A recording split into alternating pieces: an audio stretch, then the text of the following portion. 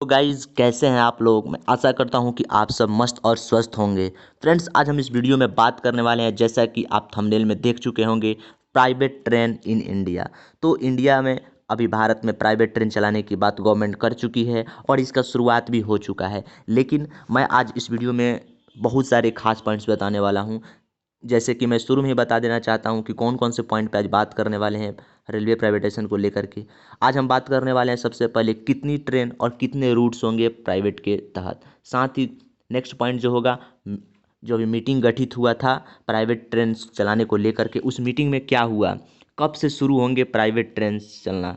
फिर साथ में देखेंगे कौन कौन कंपनी होगी इसमें शामिल जो प्राइवेट ट्रेन को चलाने का काम करेगी। साथ ही देखेंगे प्राइवेट ट्रेन के जो मसौदे हैं वो कैसे तैयार किए गए हैं, क्या ढांचा रहेगा, कैसे चलाए जाएंगे और क्या क्या व्यवस्था रहेगी।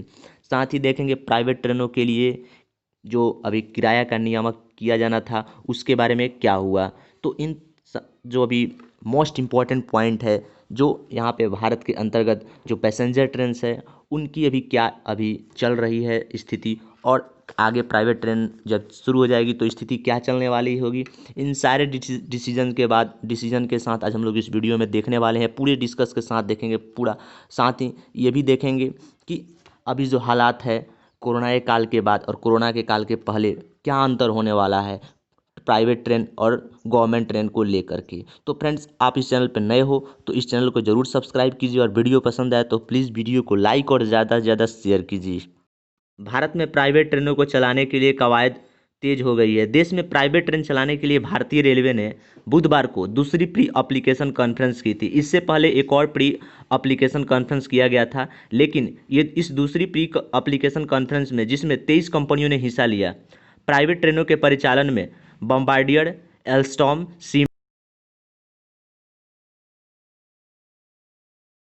भारतीय रेलवे ने बुधवार को इसकी जानकारी दी। रेलवे ने कहा कि इन कंपनियों ने आवेदन प्रक्रिया में पूर्व बुधवार को इस संबंध में हुई एक बैठक में हिस्सा लिया और 12 क्लस्टरों में प्राइवेट ट्रेनों को चलाने को लेकर के इस बैठक में बीईएमएल, आईआरसीटीसी, भेल, सीएफ, मेधा ग्रुप, शटरलाइट, भारत फोर्ज, जेकेवी इंफ्रास्ट्रक्चर और तीतागढ़ वैगन्स लिमिटेड भी शामिल हुई थी। इन सभी जो यहाँ पे कह सकते हैं कंपनियां हैं, इसे आप जानते होंगे। फिर आगे देखें तो अभी बात करें कितनी ट्रेनें और कितने रूट भारत में प्राइवेट के अंतर्गत चलाए जाएंगे, तो भारत रेलवे ने 151 आधुनिक रेलगाड़ी के माध्यम से 109 मार्गों पर यात्री सेवा यानी पैसेंजर ट्रेन के परिचालन में प्राइवेट पार्टनरशिप के लिए अनुरोध आमंत्रित किए हैं। ये नई ट्रेनें नेटवर्क पर पहले से चल रही ट्रेनों के अतिरिक्त होंगी। जो पहले से ट्रेनें चल रही हैं उसके अतिरिक्त ये 151 आधुनिक ट्रेन और 109 मार्ग अतिरिक्त होंगे। फिर आगे मैं बताऊं कि रेलवे नेटवर्क पर जो यात्री रेलगाड़ी चलाने के लिए निजी निवेश की यह पहली पहल है। इस परियोजना में लगभग 30,000 करोड़ रुपए का निवेश, यहाँ पे निजी निवेश प्राप्त करने का अनुमान रेलवे के द्वारा लगाया गया है। अब जैसे मैंने बताया था शुरू में ही कि इसके लिए प्री कॉन्फ्रेंस मीटिंग हुआ था, और मीटिंग में क्या हुआ, तो प्राइवेट ट्रेन के परिचालन के लिए इन आवेदकों ने रेलवे के सामने अपने कई मुद्दे उठाए। मसलन क्लस्टर्स में पब्लिसिटी, मात्रता मापदंड, बोली प्रक्रिया, ट्रेनों की खरीद, ट्रेनों का किराया, संचालन और रखरखाव सहित कई मुद्दे उठाए गए। हालांकि रेल मंत्रालय ने इस बात पर जोर देते हुए जवाब दिया कि निजी खरीदारों को रेलगाड़ियों की खरीद के मामले में पूरी आज़ादी दी जाएगी। या तो ट्रेन खरीदी जा सकती है या लीज पर ली जा सकती है। मंत्रालय ने यह भी स्पष्ट कर दिया कि प्राइवेट ट्रेन संचालकों को अपने यात्रियों से वसूले जाने वाले किराए तय करने की स्वतंत्रता होगी। ये सब देख सकते हैं यहाँ पे जो रेलवे मंत्रालय के द्वारा कह दिया गया है कि जो प्राइवेट ट्रेन के संचालक होंगे, जो प्राइवेट ट्रेन के यहाँ मालिक होंगे, वो अपने यात्रियों से मनमाने तरीके से जो पैसा चाहे वसूल सकते हैं। फिर देखें तो अब बात करते हैं कब से प्राइवेट ट्रेनें भारत में शुरू हो जाएंगी। तो प्राइवेट ट्रेनों के संचालक को लेकर सरकार का कहना है कि देश में प्राइवेट ट्रेन मार्च 2023 से चलने लगेंगी, शुरू हो जाएंगी। इसके लिए टेंडर मार्च 2021 तक फाइनल कर लिया जाएगा। ज़्यादातर private train make in India के तहत भारत में ही बनाई जाएंगी। बता दें कि इससे पहले 21 जुलाई 2020 को प्री एप्लीकेशन कॉन्फ्रेंस भी हुआ था। अब बात करते हैं कौन कौन सी कंपनी इसमें शामिल होंगी। इसमें आप सब जानते हैं कि टोटल 23 कंपनियां इसमें भाग ली थी प्री कॉन्फ्रेंस में, लेकिन अभी जो फाइनल डिसीजन आ रहा है तो इसमें Alstom transport India limited, BEML, Bharat forge, भेल, Bombardier transport India, CA India private limited, gateway rail, GMR infrastructure limited, Hind rectifier limited, I bond India private limited, IRCTC limited और तमाम यहाँ पे जो लिस्ट आप देख सकते हैं, मैंने सभी का नाम नहीं लिया और यहाँ पे स्क्रीन पे आप देख सकते होंगे टीटागढ़ वैगन्स लिमिटेड के सहित 23 जो कंपनियां यहाँ पे लिस्टेड की गई है उससे आप देख सकते हैं। अब हम बात करते हैं प्राइवेट ट्रेन की, मसौदे में क्या क्या होगा। तो जो निजी रेलगाड़ियों के लिए एक मसौदा यहाँ पे निर्देशित किया गया है, इसके अनुसार इन प्राइवेट ट्रेनों में इलेक्ट्रिक स्लाइडिंग दरवाजे, सुरक्षा कांच के साथ खिड़कियाँ, आपातकालीन टॉक बैक यंत्र जो होंगे, साथ ही यात्री निगरानी प्रणाली और सूचना एवं गंतव्य बोर्ड भी होंगे, इसमें होने की बात कही जा रही है। ये कुछ ऐसी विशेषताएं हैं जो रेलवे ने निजी ऑपरेटरों से इन रेलगाड़ियों के लिए मांग की है।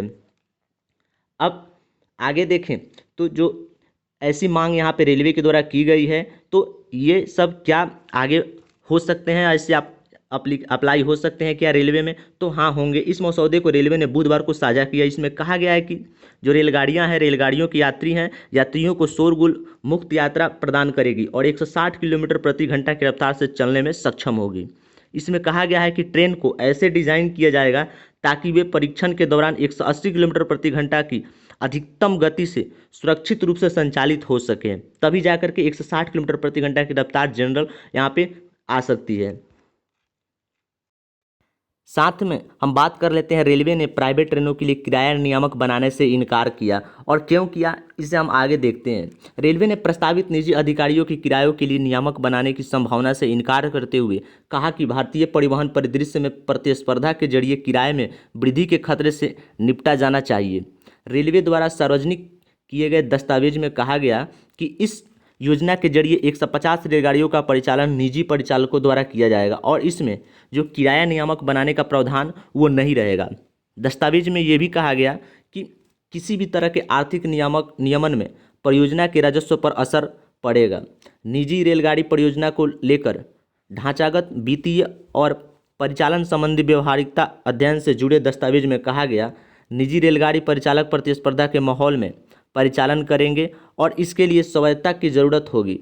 भारतीय परिवहन परिदृश्य प्रतिस्पर्धा है और बाजार में पर्याप्त स्पर्धा भी है। इसमें कहा गया कि निजी रेलगाड़ी परिचालक संभवतः परिवहन के सभी जो साधन हैं, साधनों के साथ प्रतिस्पर्धा करेंगे और ऐसी संभावना नहीं है कि वे एक अधिकार प्राप्त माहौल में काम करेंगे। मतलब यहाँ पे कहा जा रहा है कि जो उन्हें वहाँ पे सिंगल हैंडेड वो नहीं है, यहाँ पे अनेक कंपनियाँ होगी।